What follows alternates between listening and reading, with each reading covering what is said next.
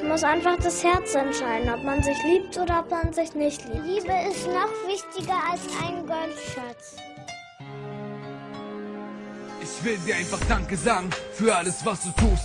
Du bist alles für mich, deine Nähe tut mir so gut. Es ist verwirrend, auch wenn du es mir jetzt nicht glaubst. Deswegen bitte ich dich um meins, fang an mir zu vertrauen. Ich habe nie mit gerechnet, deine Augen, dieses glänzen. Immer wenn ich hineinschaue, denke ich, es gibt keine Grenzen. Und ich denke, dass es Schicksal ist. Ich weiß, ich werde für ein Lächeln sorgen, wenn du einmal schweigsam bist. Alles ist so anders, ich seh dich in einem ganz anderen Licht. Vielleicht hört es sich übertrieben an, auch du bist die Zukunft für mich.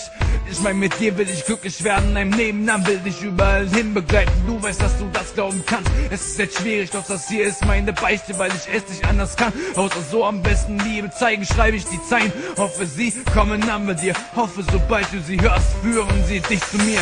Ich werde kämpfen um dich, kann nur denken an dich. Und ich schreibe hiermit nun mein Geständnis. Du bist der Grund, warum für mich alles perfekt ist.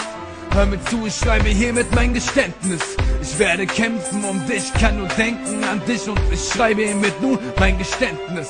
Und wenn ich das dir jetzt sage und dich jetzt endlich mal frage, hoffe ich, du wirst sagen, dass alles perfekt ist.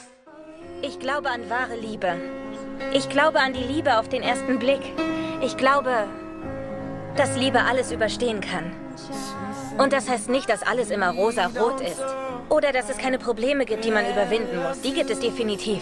Aber einen Menschen zu finden, den man von ganzem Herzen liebt und zu wissen, dass dieser Mensch dasselbe für einen findet, macht das Leben um so vieles leichter.